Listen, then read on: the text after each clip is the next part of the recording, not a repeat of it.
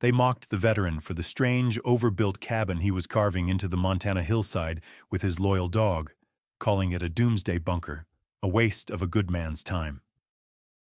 But one day, his dog Bear stopped at a sealed wall in the cellar and refused to leave, as if he sensed something hidden deep within the stone. And when the blizzard the valley never saw coming finally struck, a storm that froze the world solid, the place they all laughed at became the only thing keeping Cedar Ridge alive. What the dog uncovered, and what the man knew long before anyone else, was a story of foresight passed down through generations. A quiet promise made to the land and its unforgiving memory. The strange choice of a man the town had misunderstood became the one thing that would save the whole valley. Jack Miller's place was less a cabin and more a part of the mountain itself. Tucked into a south-facing slope overlooking Cedar Ridge, it was built of heavy timber and native stone, anchored so deeply into the hillside it seemed to have grown there.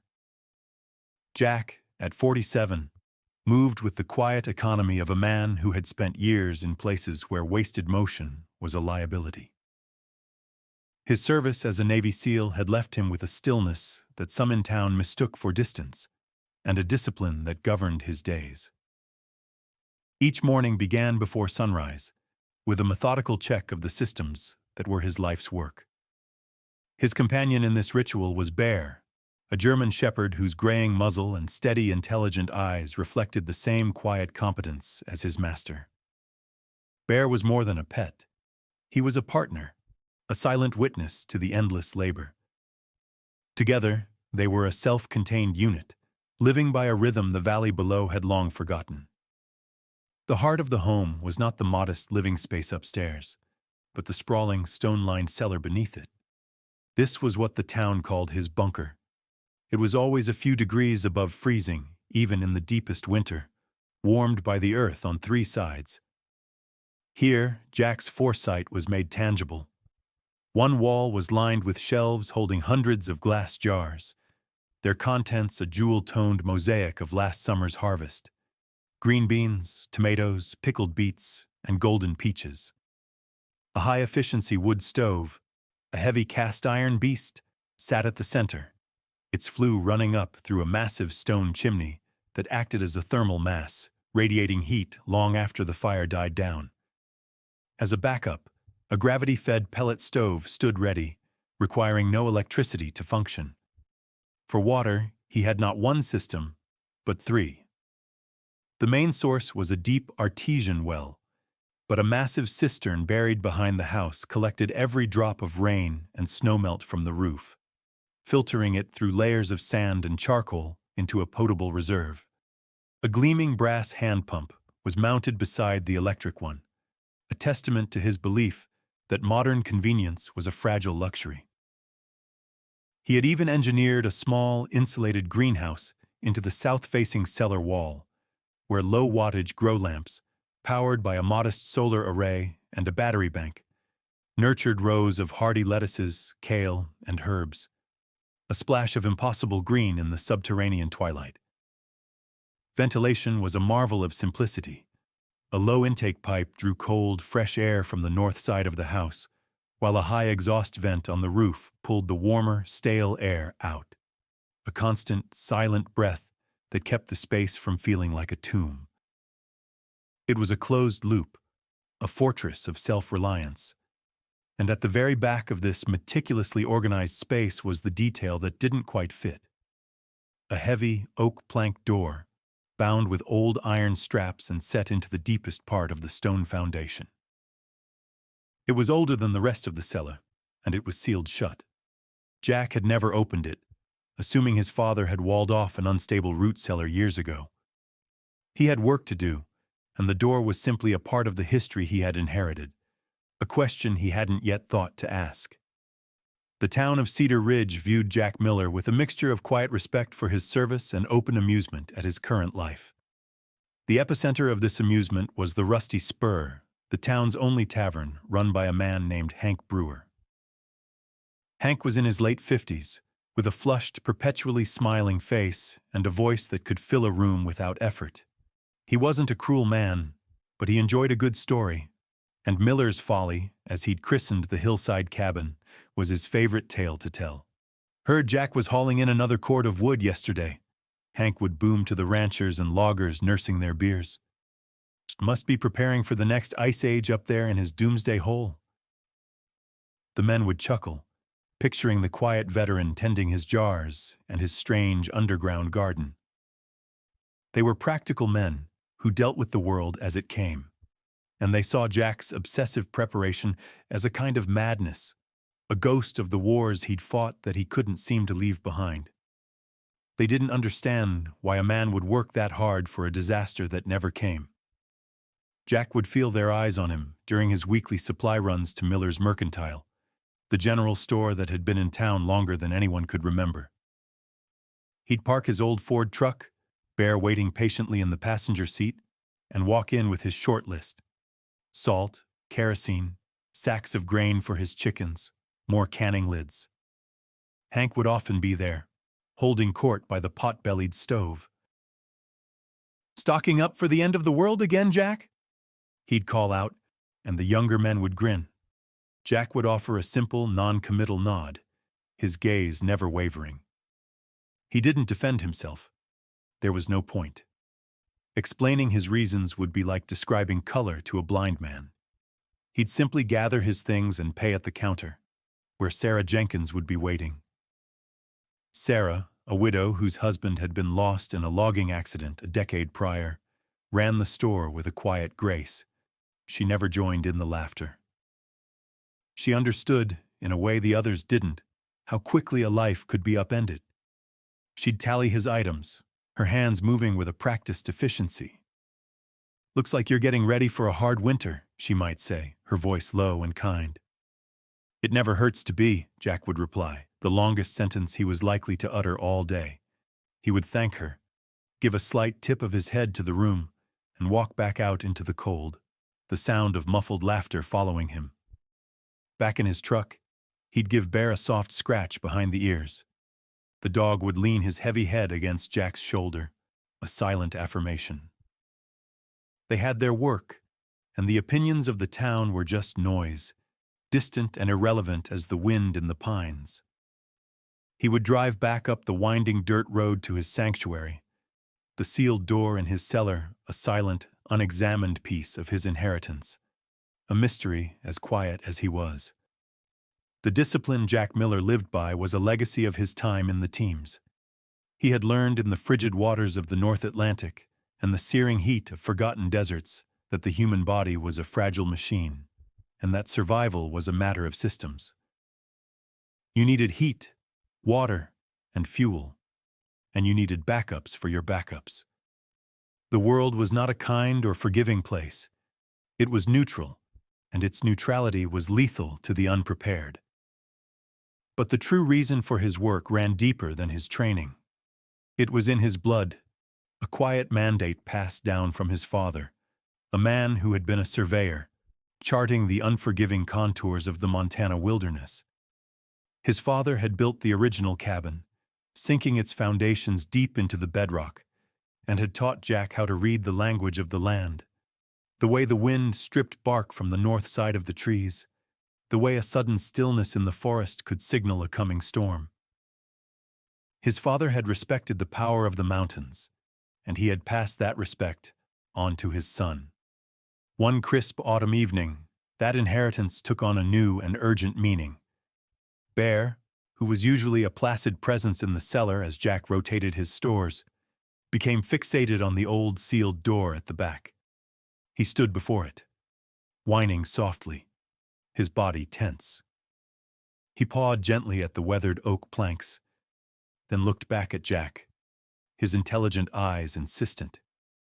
Jack tried to call him away, but the dog wouldn't budge. He had never seen Bear act this way. The dog was not prone to flights of fancy. His every action had a purpose. Trusting the animal's instincts over his own assumptions, Jack retrieved a crowbar and a heavy mallet. The old timbers groaned in protest as he worked the bar into the seam. It took nearly an hour of hard labor, the sounds echoing in the stone chamber, But finally, with a loud crack, the seal broke. The door swung inward on rusted iron hinges, revealing not a collapsed root cellar, but a dark, finished space. The air that flowed out was cold and still, smelling of dust and time. Lighting a kerosene lamp, Jack stepped inside. It was another room, about 15 feet square, lined with the same impeccable stonework as the cellar. Empty shelves lined the walls. In the center sat a small, sturdy wooden desk, and on that desk was a tin box. Inside, wrapped in oilcloth, was a letter. The handwriting was his father's. Jack sat on the small stool, the lamplight flickering, and read. "Jack," it began. "If you are reading this, it means you felt the need to look behind this door. I'm not surprised. You have my sense for things. This room is our family's memory. My own father, your grandfather, built it after the winter of 1919. He had survived the Great War and the Spanish flu, only to come home and watch a blizzard bury this valley for 6 weeks. They ran out of food. They ran out of firewood. People he had known his whole life froze to death in their own homes. He and a few others survived because they had dug deep and stored more than they thought they'd need. He built this room as a promise to God and to his family that his children would never be caught by the world's indifference again. He called it the Mercy Room. I continued his work, reinforcing the foundation and adding the ventilation you see. I had planned to finish it with you, but time ran out. This place is not born of fear, son. It is born of love. It is a responsibility. Your job now is to fill these shelves, to keep it ready. You may never need it. I pray you don't. But if the day comes when the valley forgets how harsh this land can be, this place will remember. Don't let it be for nothing." Jack folded the letter, his hands steady. His work was not paranoia. It was not a ghost of war. It was a duty, a sacred trust passed from a grandfather he'd never met to a father he'd lost too soon, and now to him. He looked at Bear, who sat watching him, and placed a hand on the dog's head. The mockery of the town, the jokes from Hank Brewer, all of it evaporated. He had his purpose, and now he had its name. It was the Mercy Room.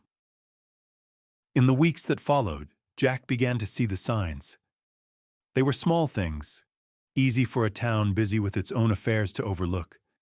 But to a man who had been taught to read the world's quiet warnings, they were as clear as a headline.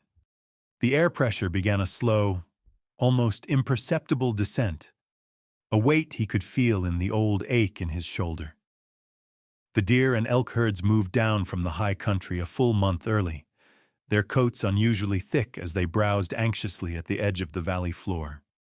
The squirrels, always busy, became frenetic, their chattering a constant nervous hum in the pines as they stripped every cone bare. The sky, too, began to change. The brilliant blue of early autumn gave way to a pale, hazy yellow at the horizon, even on clear days, a sign of high-altitude ice crystals, a harbinger of deep cold. The well, which had been steady for years, seemed to take a few extra seconds to refill after he drew from it, as if the mountain itself were holding its breath. His work, already methodical, took on a new intensity. He wasn't panicked, but focused, moving with the unhurried urgency of a man who knows his deadline is no longer theoretical. He spent 2 full days felling, splitting, and stacking another 2 cords of seasoned lodgepole pine and birch, moving it from the outdoor woodshed into the vast, dry space of the new room his father had built. He serviced the small generator he rarely used, changing the oil and topping off its fuel, though he knew better than to rely on it. He went over every seal on every window and door, caulking tiny cracks no bigger than a needle. In his underground garden, he harvested the last of the tender lettuces and replanted with cold, hardy spinach and kale that could survive a deep chill. Bear mirrored his master's quiet intensity. The dog grew restless, pacing the perimeter of the cabin, his nose to the wind. He would often stop and stare down at the twinkling lights of Cedar Ridge, a low whine rumbling in his chest.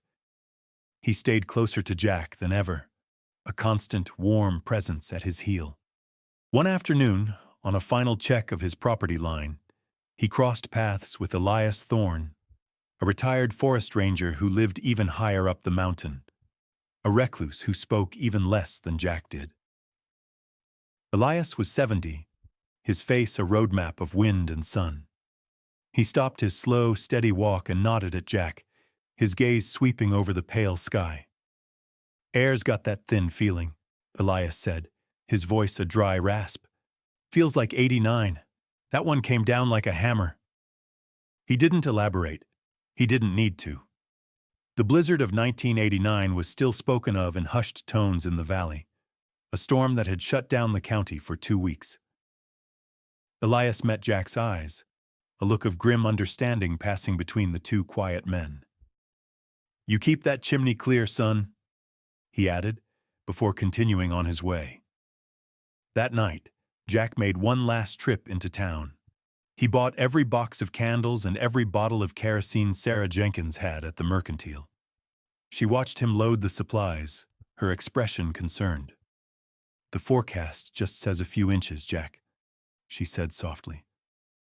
"The forecast isn't watching the animals," he replied, and for the first time, he met her gaze directly. "Be safe, Sarah." The storm did not arrive with a roar, but with a profound and unnerving silence. The wind died completely, and the world outside Jack's windows seemed to hold its breath. Then, the first flakes began to fall. Not the light, feathery flakes of a gentle snow, but heavy, dense crystals that fell straight down, coating the world in a thick blanket of white with astonishing speed. Within an hour, 6 inches had accumulated. Then the wind came. It started as a low moan in the pines and quickly escalated into a shrieking, violent gale that drove the snow horizontally, erasing the line between earth and sky. The temperature, which had been hovering around freezing, plummeted. 10 below, 20, then 30 below zero. A cold so absolute it felt like a physical blow. Down in Cedar Ridge, the modern world began to fail. The first thing to go was the power. A transformer, heavy with ice, exploded with a flash of blue light that was instantly swallowed by the whiteout. The town was plunged into darkness and a deeper silence, the hum of electricity gone. Backup generators sputtered and died, their fuel lines gelling in the abyssal cold. Propane, the lifeblood for so many homes, refused to vaporize, rendering furnaces useless. The old-timers fired up their wood stoves, but their woodpiles, meant for a typical Montana winter, were no match for the storm's relentless consumption. Soon, the frantic sound of axes biting into frozen wood could be heard between gusts of wind. Then came the sound of bursting pipes, a series of sharp cracks echoing through the frozen homes as water expanded into ice with irresistible force. The town was cut off, a collection of isolated freezing islands in a sea of white fury. Up on the hillside, Jack's cabin stood firm, a bastion of warmth and order against the chaos. The thick stone walls muffled the wind's howl to a distant hum. Inside, the air was warm, smelling of baking bread from the small loaf he'd just pulled from the wood stove's oven, and the faint, clean scent of burning pine. Kerosene lamps cast a steady golden glow over the room, the light soft and alive. Bear lay stretched out on the hearth, his flank rising and falling in a steady rhythm of sleep, utterly untroubled. Jack moved through his sanctuary with calm purpose, checking the flue damper, adding another log to the fire, and listening to the shortwave radio, its crackling reports confirming that the storm had paralyzed the entire state. He went down to the cellar, the air cool but not cold, and drew a bucket of fresh, clear water using the hand pump. The systems were holding. Everything his father and grandfather had planned for, everything he had worked for, was now being tested, and it was holding. He stood for a moment in the quiet of the mercy room, its shelves now laden with supplies, and felt not pride, but a profound and heavy sense of gratitude. The foresight of his family was a shield, and outside that shield, his neighbors were freezing. The first knock on his door came on the second day of the storm. It wasn't a knock so much as a desperate, muffled pounding. Jack opened the heavy door a crack, the wind tearing at it, and saw a figure encrusted in snow and ice, barely recognizable as Hank Brewer. The tavern owner's face was pale with cold and fear, his usual bluster completely gone. He didn't meet Jack's eyes. "Miller," he stammered, his teeth chattering uncontrollably. "My propane's frozen. The wood's gone. My wife and the grandkids are with us. We're freezing. We got nowhere else to go." There was no mockery in his voice now, only the raw, stripped-down terror of a man who had run out of options. Jack looked past him into the swirling vortex of white. He felt no triumph, no satisfaction in being right. He only saw a neighbor in need. He nodded once, pulling the door wider. "Get them," he said, his voice calm and even. "Bring them here." An hour later, Hank returned, half carrying his wife while his 2 grandchildren, wrapped in every blanket they owned, stumbled behind him. Jack led them inside, into the staggering warmth and light. The children stared, wide-eyed, at the glowing stove and the sleeping dog, their faces thawing from a deathly white to a blotchy red. Jack settled them near the fire, handing them mugs of warm broth. Before long, another knock came. It was 2 of the young ranchers who had always laughed the loudest at Hank's jokes. Their bravado was gone, replaced by a grim exhaustion. Their roof had collapsed under the weight of the snow. Jack let them in, too. News, it seemed, could travel even in a blizzard. People knew Jack Miller was prepared. The man they had called a fool was now their only hope. He spent the rest of the day making trips in the worst of the storm, using his knowledge of the land to navigate the impassable roads. He went to Sarah Jenkins's house, knowing she was alone, and found her huddled by a dying fire. He brought her and 3 other families back, his small cabin slowly filling with the cold, frightened citizens of Cedar Ridge. The cellar and the newly opened mercy room became a dormitory, people huddled together on blankets and sleeping bags. Bear moved among the newcomers, a quiet, reassuring presence. He was watchful at first, a guardian of his home, but sensing their fear, he softened. He nudged his head under a crying child's hand and laid his heavy body next to an elderly woman, sharing his warmth without being asked. The fortress built for 1 had become an ark for 23. For 3 more days, the blizzard raged, burying the valley under an unprecedented 10 feet of snow. But inside the Miller place, a new community was taking shape, forged in the warmth of the fire and the shared, quiet work of survival. The initial shock and fear gave way to a steady, productive rhythm. The men formed a line, passing split logs from the mercy room to the stove, while others worked the hand pump to fill buckets with water. Sarah Jenkins, with her natural pragmatism, organized the women. They rationed the food from Jack's shelves, making vast pots of nourishing soup stretched with rice and barley, and using the fresh greens from the underground garden, a miracle of flavor and life in the frozen world. The children, recovering their spirits, played quiet games by the fire, their laughter a sound of impossible hope. Jack moved among them, a quiet, constant presence. He wasn't a leader giving orders, but a facilitator, ensuring the systems he had built continued to function under the strain. He showed them how to regulate the stove's airflow, how to check the ventilation ducts, how to conserve water. He worked alongside them, his competence a calming influence on them all.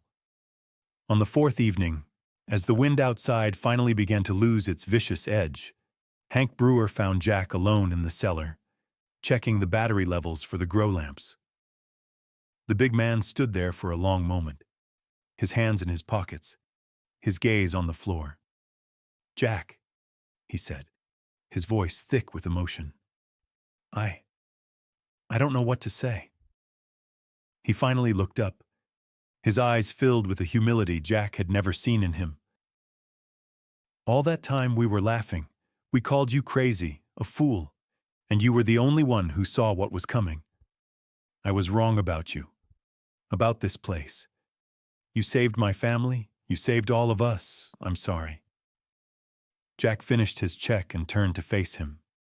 He saw not the loudmouthed tavern owner, but just a man, humbled and grateful. "We're all neighbors, Hank," Jack said simply. "That's all that matters."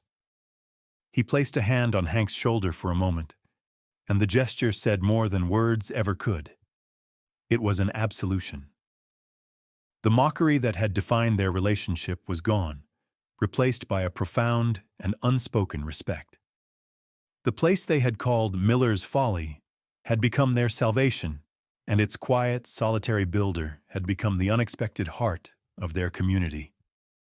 When the storm finally broke on the 5th day, it revealed a world transformed, buried and silent under a crushing weight of white.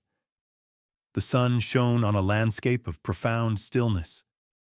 As news of their survival reached the outside world via Jack's shortwave radio, rescue teams began the slow work of digging out the town. They found collapsed roofs, frozen livestock, and homes ruined by burst pipes, a tally of devastating material loss. But against all odds, when the final count was taken, they found something miraculous. Not a single life had been lost in Cedar Ridge. The entire community had weathered the storm of the century, sheltered together in the one place built to withstand it. The spring that followed was not just a time of rebuilding, but of rethinking. The town didn't just replace what was broken, they learned from their ordeal. Hank Brewer, a changed man, organized a community work crew. They went from house to house, helping neighbors install backup wood stoves and insulate their cellars. Guided by Jack's quiet advice, they dug a community well and built a town cistern, ensuring they would never again be reliant on a fragile power grid for their water. Jack's folly became the blueprint for the town's survival. He was no longer the strange outsider on the hill. He was their teacher, their anchor. He never sought the role, but he accepted it with his usual quiet grace, sharing his knowledge freely. Years passed. Jack's hair turned from steel to silver, and Bear, his loyal companion, grew gray around the muzzle and slow in his step.